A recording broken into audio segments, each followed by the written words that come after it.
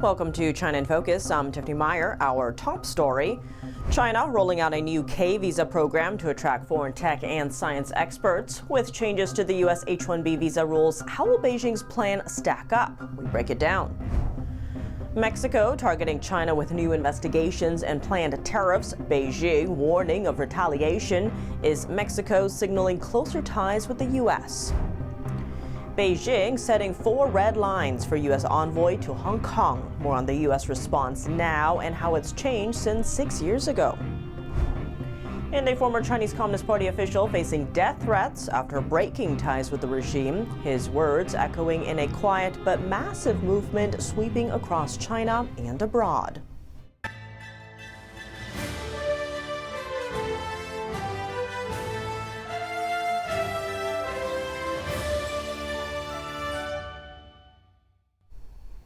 China is stepping up efforts to attract global talent. On Wednesday, Beijing launched a new K visa for foreign professionals in science and technology.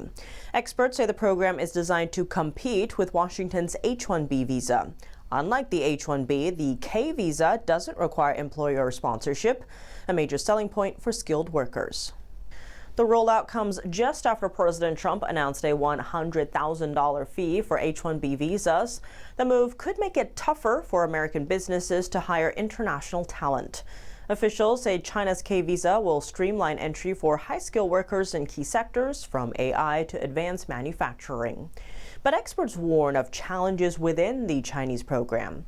Many foreign professionals have left China in recent years because of strict rules and heavy censorship. Those rules limit access to important scientific and research data. That makes it hard for young scientists and entrepreneurs to innovate in such a restrictive environment. Also, many companies in China follow a 9-9-6 schedule, meaning 9 a.m. to 9 p.m. 6 days a week. That can be a shock to foreigners. Experts warn these issues could undercut the program's long-term success. On top of that, China has a long history of strict immigration rules, making it difficult for foreigners to settle there. Chinese officials declined to provide details when asked about these concerns. Since President Trump announced higher fees on H-1B visas, many Indians have been looking for new options. They make up the vast majority of H-1B holders, more than 70% in recent years. Now some are eyeing China's new K visa. The program comes with lighter requirements than Washington's. The move comes as China and India resume direct flights after years of border tensions.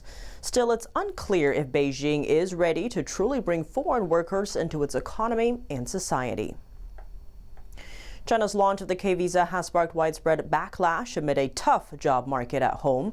That's happening as more than 12 million new college grads struggle to find work in China. Hashtags about the K visa have been trending on Chinese social media platform Weibo, reaching nearly 500 million views in just 2 days. One social media post read, "Don't you realize how hard it is for new college graduates to land a job now? You'd rather attract foreign talent instead of looking after your own citizens. Sometimes it feels like this society is broken." Another post questioned the K visa rules, saying it only requires a bachelor's degree. It asked, "Do we not have enough college graduates already? Maybe we haven't reached the point where we have to lower our standard to attract foreigners to fill the talent pool." Nearly 19% of China's youth are currently unemployed. Mexico is stepping up trade pressure on China. It's launching new anti-dumping investigations targeting Chinese imports, a move many see as siding with the U.S. Beijing fired back Friday, targeting Mexico's actions and threatening to take all necessary measures. Mexico has recently launched 4 new anti-dumping investigations into Chinese goods, including float glass and PVC tarpaulins, plastic covers used in shipping and construction. That brings the total to 11 anti-dumping cases this year, nearly double last year's number. Just last month, Mexico President Claudia Sheinbaum unveiled plans for sweeping new tariffs on countries without trade agreements, including China. The proposed tariffs would range from 10% to 50%, targeting over 1,400 products, and could start as soon as January 1st, 2026. In response, China launched its own anti-dumping probe into pecans imported from Mexico and the U.S. On Friday, China's Commerce Ministry issued a statement on Mexico's investigation saying, quote, "In the current context of the U.S. abusing tariffs, all countries should jointly oppose unilateralism, prevent the spread of protectionism, and avoid imposing restrictions on China under various pretexts due to external pressure." Analysts say the moves show that Mexico is leaning toward Washington, the country's largest trading partner and the world's biggest economy. At the same time, it gives Mexico some flexibility as the USMCA trade deal comes up for review this month. The deal is North America's main trade deal, linking the U.S., Mexico, and Canada. Next, in Hong Kong, Beijing has been taking issue with recent U.S. diplomatic moves in the city, but Washington appears to be downplaying the issue. Julie Ida, a longtime U.S. diplomat assigned to Hong Kong, is at the center of a recent diplomatic stir. Earlier this week, the head of China's Foreign Ministry office in Hong Kong summoned Ida to a special meeting. This came after Chinese state media reported that Ida attended gatherings with former Hong Kong politicians, many known for their pro-democracy stance. Beijing's mouthpiece has taken aim at Ida for days, accusing her of interfering in China's internal affairs. Back to the meeting, the Chinese diplomat laid down 4 strict don'ts for Ida. Don't meet with people you shouldn't, don't collude with anti-China forces, don't support activities seen as threats to stability, don't get involved in Hong Kong's national security cases. China imposed a national security law on Hong Kong in 2020, a move that helps Beijing tighten control over the city and suppress pro-democracy voices. In response, the U.S. State Department brushed off Beijing's warning to the new U.S. Consul General in Hong Kong. They said U.S. diplomats represent their country and promote American interests, a normal part of their work worldwide, including in Hong Kong. This marks a shift from 2019, when tensions over Hong Kong led to stronger pushback from Washington. Philadelphia raised the flag of Communist China at City Hall earlier this week. The event was co-organized by a group with ties to the Chinese Communist Party. It was meant to mark the so-called China's National Day, which commemorates the communist takeover of the country. The CCP flag-raising ceremony drew criticism and protests from human rights activists and lawmakers. One of the first politicians to speak out was Pennsylvania State Senator Doug Mastriano. Back in September, NTD's Don Ma sat down with him to discuss the controversy. First of all, why is this such a terrible idea? What message is it sending when we're raising the flag of a regime that is known for severe human rights abuses? Yeah, on 2 levels. On the American level, United States, Philadelphia is a birthplace of liberty, where our Declaration and our Constitution were signed. Documents that are rooted in freedom and human dignity. The communist Chinese flag is the opposite of all of that. What kind of madman thinks it's a great idea to raise a flag of a country that has 100,000 deaths on their hands, up to 400 million aborted babies, almost 500 million babies aborted with the one-child policy, a regime that continues to attack Christians, arresting pastors, destroying churches, going after the Uyghurs, the Muslim majority out west, going after Falun Gong, any ethnic majority that are reaping the organs of many prisoners, such as Falun Gong, especially a $1 billion organ industry they're doing. The mass surveillance of their country. We think about Tiananmen Square and the thousands of people that stood up for freedom and were killed or arrested. We don't even have the numbers on that. And that the idea that it's a great idea to raise the flag that symbolizes oppression and persecution and the opposite of the American ideals, is repugnant to me. And of all cities, Philadelphia should not be doing this.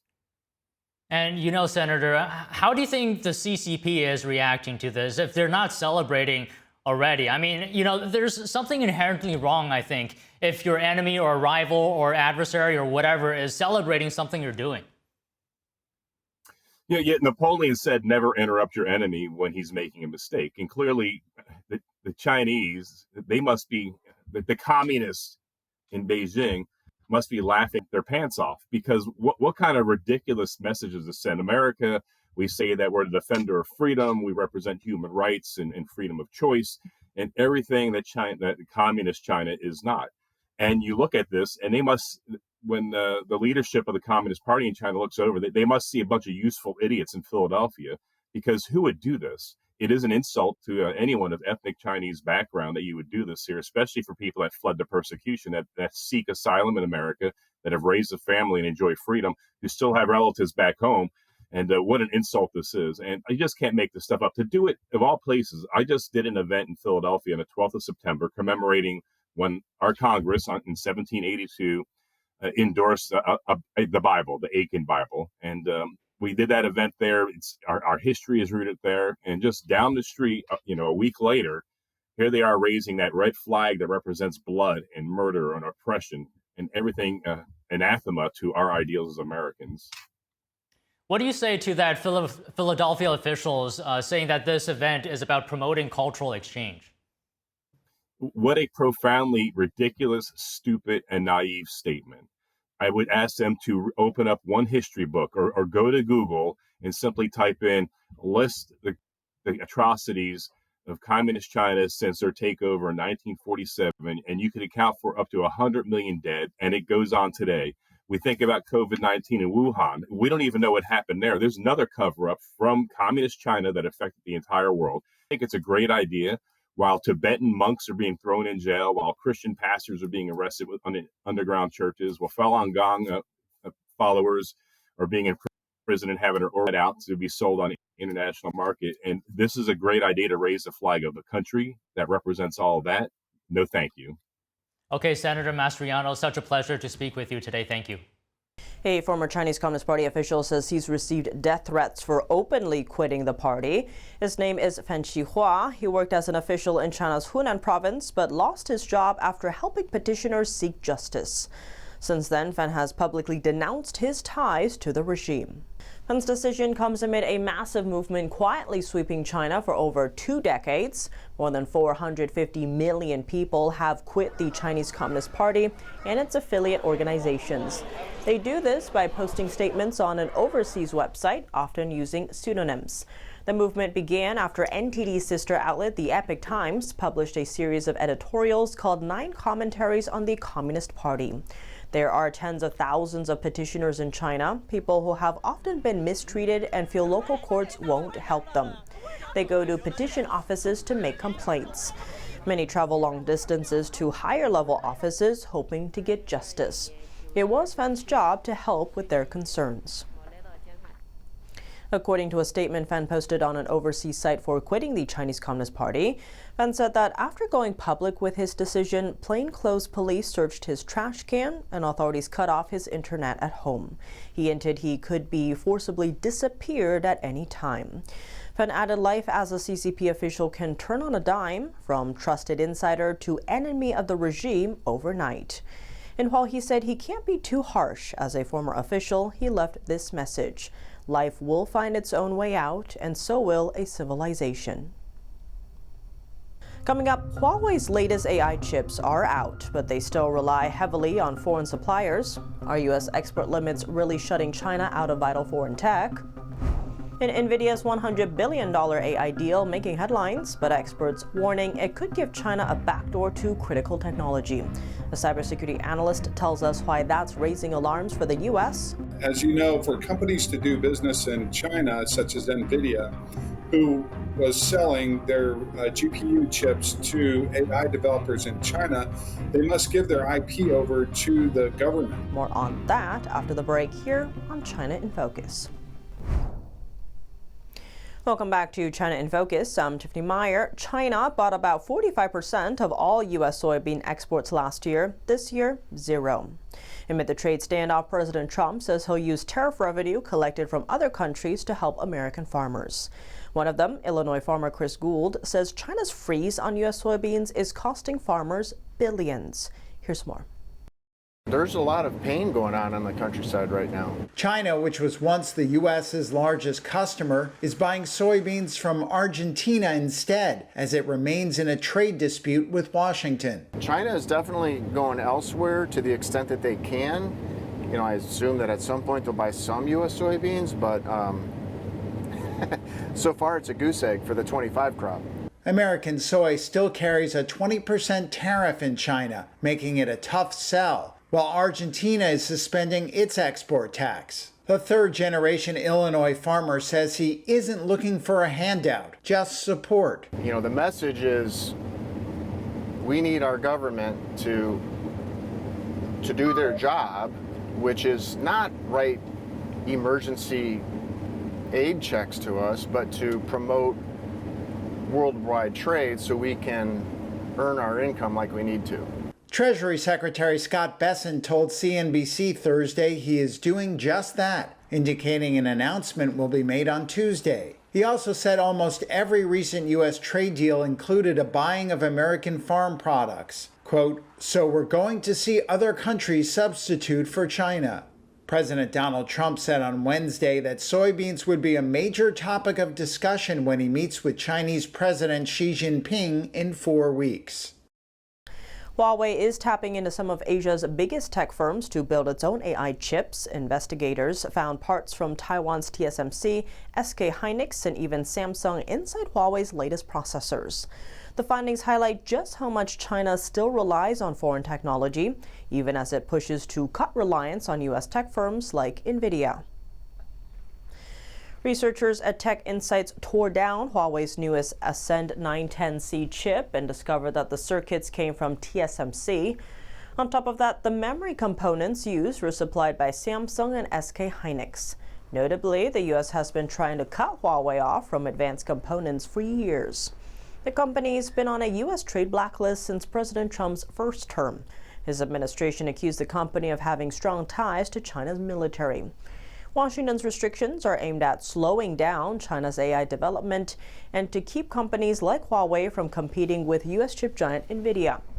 Meanwhile, Samsung, SK Hynix, and TSMC all say they follow U.S. export rules and claim they don't know how their parts ended up in Huawei's recent chips. Still, analysts note Huawei is burning through its stockpile of foreign components.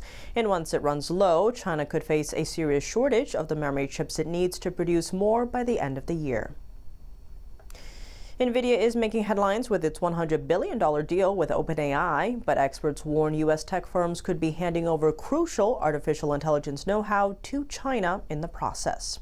Rex Lee, cybersecurity advisor at MySmart Privacy, joins us to explain why this could be a major red flag. Rex Lee, thank you so much for joining us. Great to have you back on the show. Thank you for having me on the show, Tiffany. Now, Nvidia has been making headlines because of its $100 billion deal with OpenAI, but at the same time, you're seeing something in China where China's not letting Chinese companies buy chips from Nvidia. What do you make of that? What is the fate of Nvidia in your view? Well, this is a really a big deal because way back when, regarding Huawei and Nortel going into Canada, and they were partnering with Huawei on some deals. Huawei allegedly stole IP from Nortel to build 5G networks. So let's fast forward to Nvidia in China. As you know, for companies to do business in China, such as Nvidia, who was selling their GPU chips to AI developers in China, they must give their IP over to the government.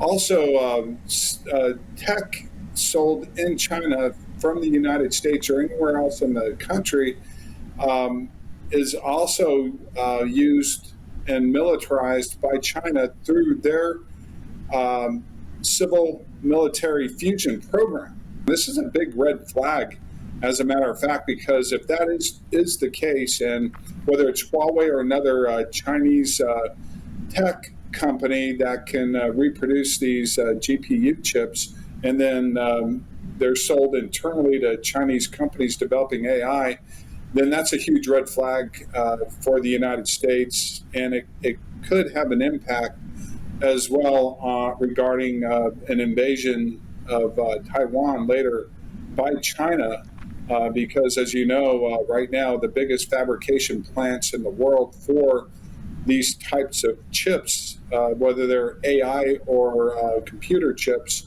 are all manufactured mostly in Taiwan, and they're starting to be manufactured here in the United States, but there's no way that the United States, that the fabrication plants in the United States can even catch up to Taiwan, much less catch up to China in the next 3 or 4 years. So strategically, this could be a big red flag. And with what you just laid out here, what does that mean in terms of the tech race between the U.S. and China?